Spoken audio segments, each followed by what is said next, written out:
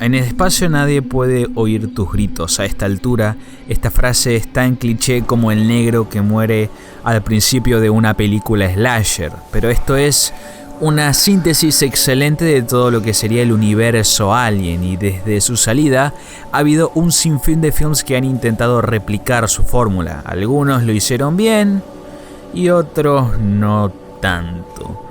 Pero otras evidencias de su grandeza es el hecho de que su influencia puede traspasar medios al punto de impulsar ideas de videojuegos como Dead Space. Y la verdad es un juego poquito aterrador. Desde el vamos hay que aclarar que Alien en muchos aspectos es una película slasher, ya que si uno lo piensa, muchos de los elementos están ahí presentes. La mayoría de estas películas es sobre un grupo de personas alejados de casa que son perseguidos y asesinados uno por un maníaco asesino, y hay una chica que grita mucho y siempre tiene miedo. Este tipo de influencia no es verdaderamente una sorpresa, porque en los años previos al estreno, el slasher era uno de los géneros más exitosos a nivel comercial. La masacre de Texas estaba inspirando muchas de las cintas de horror de esos años.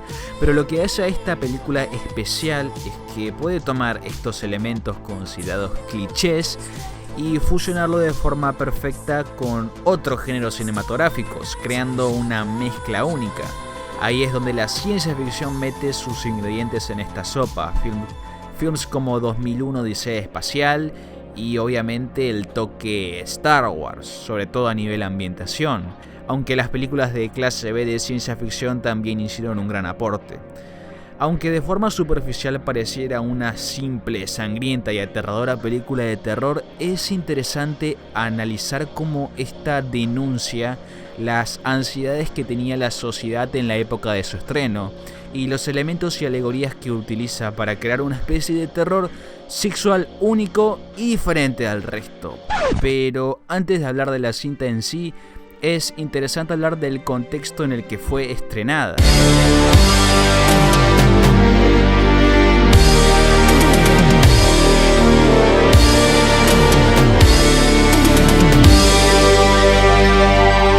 Durante los 80 vimos el nacimiento de lo que se conoce como el New Wave de la ciencia ficción. En esa época hubo muchos grandes avances en la tecnología del día a día.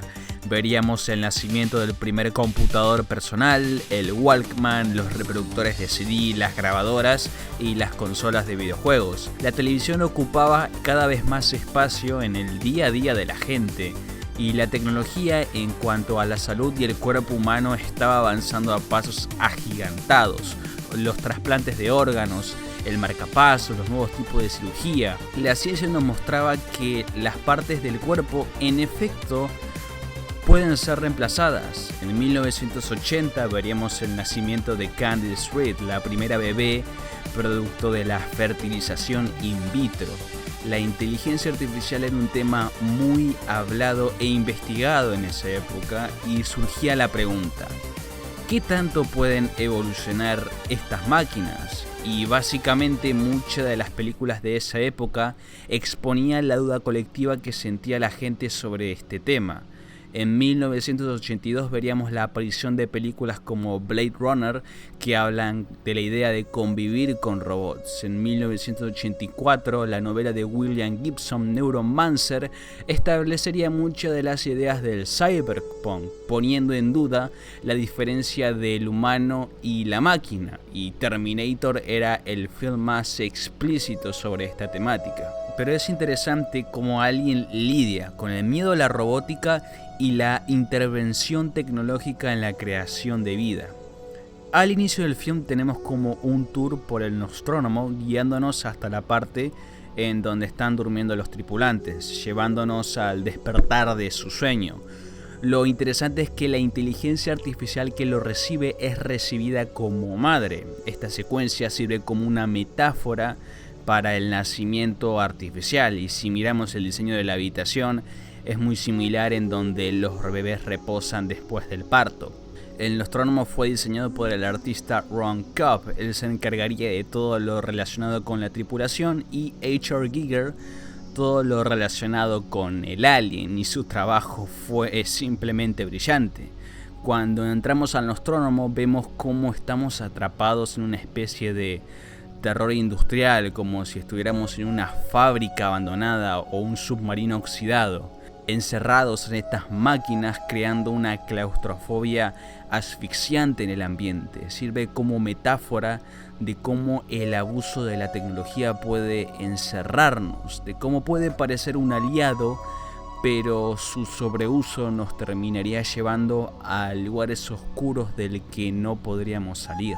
The way I wanted to go along with that was I talked them into all these industrial symbols around and color coding of everything. I thought that would be kind of cynical and create that industrial revolution feel, of people getting lost in machines, which I know is part of the metaphor. Las metáforas de nacimiento y sexualidad están presentes a lo largo del film. Cuando miramos a la nave abandonada da la impresión de feminidad. Su arquitectura ilustra un par de piernas abiertas y la entrada es meramente vaginal, como si los astronautas del Nostromo estuvieran penetrando a la nave abandonada, y su interior parece la radiografía de un cuerpo humano. Cuando se meten adentro, la fecundación inicia. Nos encontramos con los huevos y el facehugger ataca a Kane. Acá es donde el acto sexual explícito ocurre. Vemos lo que se denomina como una violación oral. Kane queda embarazado al ser penetrado por la boca. Esto es lo que hace a la escena tan aterradora. Técnicamente estamos presenciando un abuso sexual. El nacimiento de esta criatura es extremadamente visceral y fálico. El producto de esta secuencia es el xenomorfo. Dan O'Bannon dijo que mientras escribía el guión tenía todas las intenciones de hacer una película de horror psicosexual. Y ahí es cuando entra en juego las teorías psicoanalíticas de Sigmund Freud. Básicamente lo que este señor decía era que nuestro funcionamiento psíquico, nuestro aparato, tenía como una especie de esqueleto que está dividido en tres categorías: el ello, el yo, lo que se conoce también como ego, y el super yo. Estos son los mecanismos psicológicos que funcionan de forma muy subconsciente. El ello sería como las partes más profundas, impulsivas y primitivas de nuestro ser humano. Nosotros nacemos con el ello, por eso cuando somos bebés lo único que pensamos es en dormir, comer y hacer caca. En este estado del inconsciente no existe lo que se conoce como moralidad o la idea de hacer lo que es correcto. El único objetivo de esta instancia es cumplir nuestros deseos fisiológicos más primordiales y básicos, como puede ser la alimentación, la hidratación y los impulsos sexuales. Muchas de nuestras tendencias violentas y destructivas nacen del ello. Y después tenemos el ello o el ego. Este tiene la tarea de cumplir las demandas y deseos del ello, pero a la vez cumplir con las exigencias morales del super yo. El ego funciona a nivel más superficial y es como una especie de intermediario. Sigue los principios de la realidad, a la vez cumpliendo los deseos del ello y el super yo, creando un balance entre ambos. Esto es lo que evita que salgas a matar y violar gente por ahí. Y finalmente tenemos la instancia del super yo, que es obviamente lo contrario al ello. Es nuestra moral, nuestra ética, nuestro sentido de hacer el bien, de ayudar a los demás y comportarnos de una forma correcta. Obviamente hay personas que tienen su ego empujando más para el lado del ello y otros que van más para el lado del super yo. El xenomorfo fue diseñado por H.R. Giger y él se encargó de esculpirlo. Las ilustraciones están basadas en pesadillas que tuvo y ahí entra en juego el señor Freud. Y básicamente cuando dormimos entramos en contacto con nuestro subconsciente, con nuestros deseos y perversiones más oscuras. Básicamente tal vez soñamos cosas que no tienen mucho sentido en un principio, pero cuando la analizamos representa de forma clarísima las tentaciones impulsadas por el ello. Es como si nuestro ego, incluso en nuestros sueños, nos protegiera de estas tentaciones. y la forma en que lo hace es ocultándolo, moldeándolo para que nosotros no nos enteremos de nuestras perversiones ocultas, pero después de buscarle la vuelta todo tiene sentido.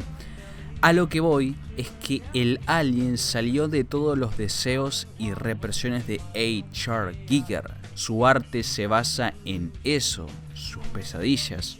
Es fálico, sexual, incita a la provocación. El xenomorfo es el ello humano representado en forma de criatura espacial. Estos bocetos que están al margen de lo explícito iban a la perfección con el guionista de crear una historia de horror psicosexual. El xenomorfo solamente quiere saciar sus deseos y necesidades primitivas a toda costa, sin importar las consecuencias o restricciones de lo que es correcto. Survivor, unclouded by conscience, remorse, or delusions of morality. Porque no solo está matando, sino que está asesinando y violando a la vez. El horror de Alien es tan diferente porque no quiere asustarte con jumpscares idiotas, sino que va a lo subconsciente. Ridley Scott es capaz de tomar los miedos a un asalto sexual e implementarlo en una película de terror clase B. Cuando el xenomorfo mata, lo hace sacando su boca, que es básicamente un pene con dientes, y ataca a lo que se ha establecido como un área fálica, la cara.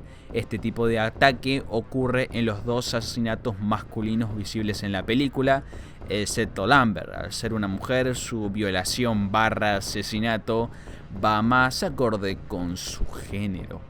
Pero un personaje muy interesante en la película es Ash. Llama la atención la escena en que descubre su verdadero origen. En este punto, la inteligencia artificial siente como una especie de envidia hacia el alien e intenta imitar sus habilidades atacando a Ripley.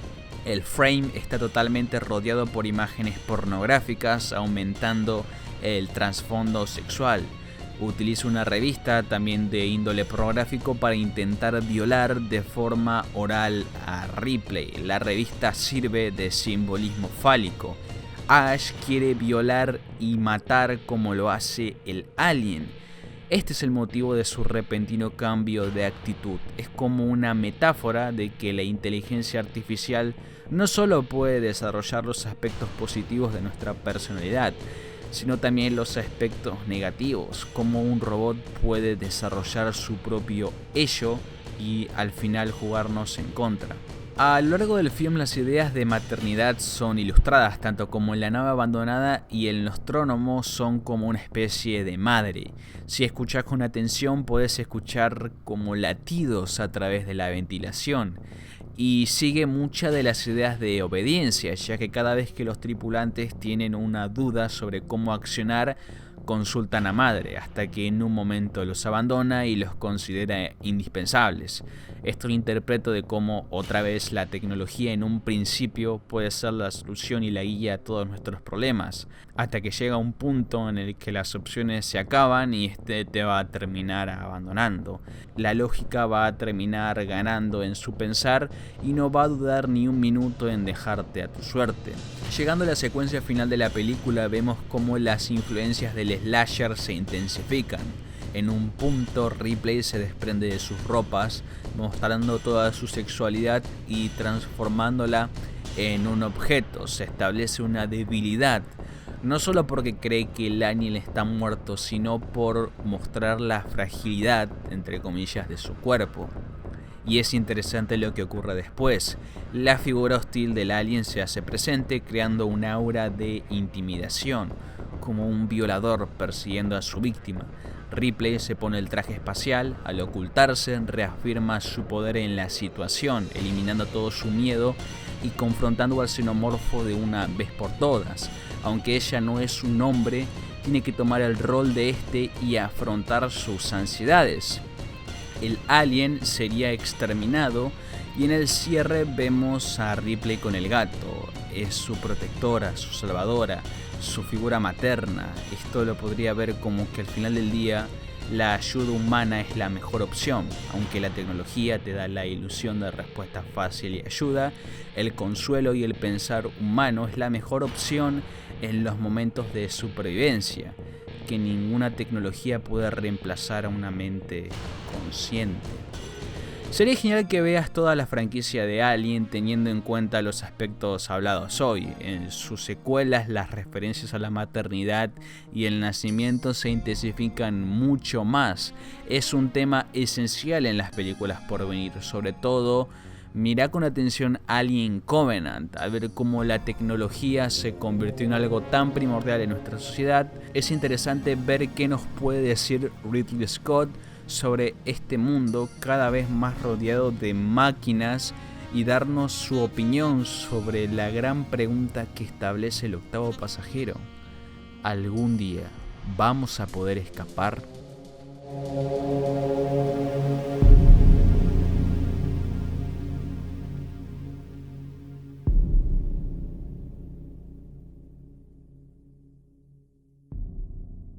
Bueno, espero que les haya gustado el video, que los haya mantenido entretenidos. Si fue este el caso, tu like y tu suscripción me ayudan un montón para seguir haciendo estos videos. Me gustaría que me dejaran en los comentarios qué películas o cómics también entran, les gustaría ver en la próxima edición de El Significado Oculto, porque pienso hacerlo una serie, o sea, va a haber varias películas y cosas. Así que déjenme en los comentarios qué les gustaría ver, así me tengo una idea más o menos qué hacer para los próximos videos. Así que nada más, mis redes sociales también están abajo en la descripción: Facebook, Twitter, Instagram y todas esas cosas que todo el mundo usa. Muchas gracias, nos vemos en la próxima y paz.